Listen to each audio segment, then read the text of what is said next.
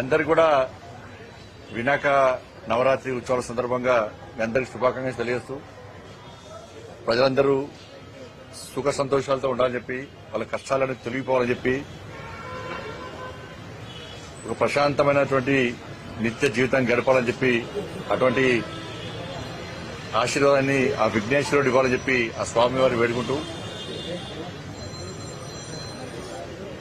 వాళ్ళ ఏ ఇంటికైనా కూడా ఏ ఇంట్లోనైనా కూడా శాస్త్రాలు చెప్తుంటే ఈ నానుడు ఉంది. ఇంట్లో మహిళ చేతికి తాళచోలు ఇస్తేనే ఆ ఇల్లు బాగుపడుతుంది అని చెప్పి మనం సంపాదించిన డబ్బు కానీ నెలకొచ్చే జీతం కానీ ఇంట్లో మహిళకి ఇస్తేనే దానికి బరకత్ ఉంటుంది అంట మనం. అందుకే దాన్ని దృష్టి పెట్టుకుని ఇవాళ దేశంలో కూడా ఇవాళ దాదాపు 50,60,000 బడ్జెట్ ఉన్న ఈ దేశాన్ని కూడా ఒక మహిళ అయినటువంటి మహిళా ఆర్థిక మంత్రి ఉన్నటువంటి నిర్మలా సీతారామన్ గారి చేతిలో ఉన్నది. అందుకే దేశంలో ఆర్థిక ప్రగతిలో 11వ స్థానంలో ఉన్నటువంటి భారతదేశం ఇవాళ 4వ స్థానానికి వచ్చింది. భారత రాష్ట్రపతిగా ద్రౌపది ముర్ము గారికి అలా ఈ దేశం ఒక బాధ్యత అప్పైపోయింది కాబట్టి ఈ దేశము ప్రపంచంలో ప్రతి భారతీయుడు సగర్వంగా తలెత్తుకుని తిరిగేటువంటి ఒక గౌరవ పరిస్థితి వచ్చేది. మొన్న సింధూర్ సందర్భంలో ఈ యుద్దంలో కూడా కమాండెంట్స్ ఇద్దరు కూడా మహిళల చేతికి అప్పయిపోయినాం కాబట్టి ఇవాళ సింధూర్లో భారతదేశం ఏ విధంగా విజయం సాధించి ఉగ్రముఖల స్థావరాలను ధ్వంసం చేసినామో మనం గుర్తించాల్సిన అవసరం ఉంది. ఇవాళ కరీంనగర్ లో కూడా జిల్లా కలెక్టర్ గా ఒక మహిళా కలెక్టర్ ప్రమీల సత్పతి గారు ఉన్నారు కాబట్టి ఇవాళ కరీంనగర్ జిల్లాలో ఇవాళ అనేక కొత్త సంస్కృతిని కొత్త ఆలోచనలతో వినూత్న ఆలోచనలతో వాళ్ళ ముందుకు సాగే ప్రయత్నం చేస్తున్నాం.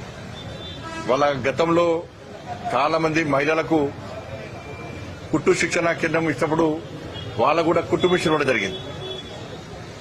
మొన్న చాలా మంది మహిళలు గౌరవ కలెక్టర్ గారిని కలవడము కలిసి మేము పీజీ చేస్తాం సార్, మేము బీటెక్ చేస్తాం సార్, మేము డిగ్రీలు చేస్తాం సార్, మేడం మాకు ఉపాధి లేదు మేడం అని చెప్పి చాలా మంది గౌరవ కలెక్టర్ గారిని కలిసిన తర్వాత మహిళా ప్రాంగణంలో వారికి శిక్షణ ఇవ్వడం, వారికి లైసెన్స్ ఇవ్వడం, వారికి దాదాపు 2 నెలల పాటు అన్ని వసతులు కల్పించి వాళ్ళకి ఎలాంటి ఇబ్బంది లేకుండా అన్ని వసతులు కల్పించి వాళ్ళకి ఆటోస్ ఇవ్వాలని చెప్పి ఒక ఆలోచన వచ్చిన తర్వాత మీకు తెలుసు మొన్నటిదానికి నిన్ననే సైకిళ్ల పంపిణీ కార్యక్రమాన్ని నిన్న ముగించినాం. నిన్న 10th class girls boys 10th students అందరూ కూడా గవర్నమెంట్ స్కూల్ స్టూడెంట్స్ అందరూ కూడా అది కూడా కలెక్టర్ గారు బేటీ బచావో బేటీ పడావోలో సైకిల్ ఇచ్చే ప్రయత్నం చేయడం, పాదయాత్ర సందర్భం కూడా ఒక సంఘటన జరగడం, తర్వాత ఇవన్నీ కూడా ఆటోస్ కూడా ఇవ్వాలని చెప్పి ఆలోచనతోని వారు ముందు రావడం.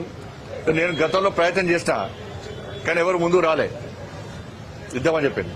కానీ కలెక్టర్ గారు చొరవ తీసుకుని వాళ్ళకు శిక్షణ ఇచ్చి వాళ్ళకి లైసెన్స్ ఇచ్చి అన్ని రకాల వాళ్ళకు ప్రోత్సాహాన్ని ఇచ్చిన తర్వాత మనం కూడా ఈ ఆటోస్ ను సంబంధిత కంపెనీతో మాట్లాడి సిఎస్ఆర్ ఫండ్స్ ద్వారా మాట్లాడి వాళ్ళకు ఏ ఒక్క రూపాయి కూడా వాళ్ళు చెల్లించాల్సిన అవసరం లేదు. దాదాపు 3,50,000 విలువ చేసే ఆటో, ప్యాసింజర్స్ ఆటోస్ 9, గూడ్స్ ఆటోలు కూడా.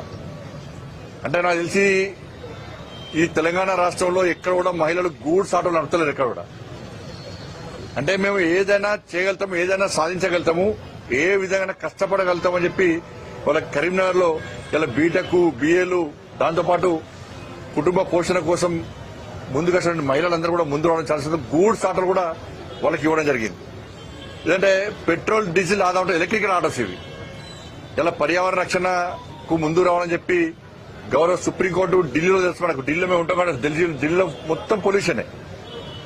సుప్రీంకోర్టే ఆదేశాలు జారీ చేసింది.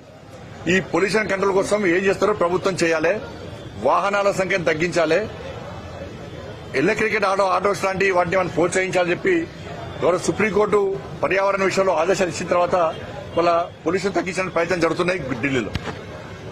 దాన్ని దృష్టిలో ఉంచుకొని ఎలాంటి డీజిల్ పెట్రోల్ లేకుండా దానికి ఇంజన్ కూడా ఉండదు.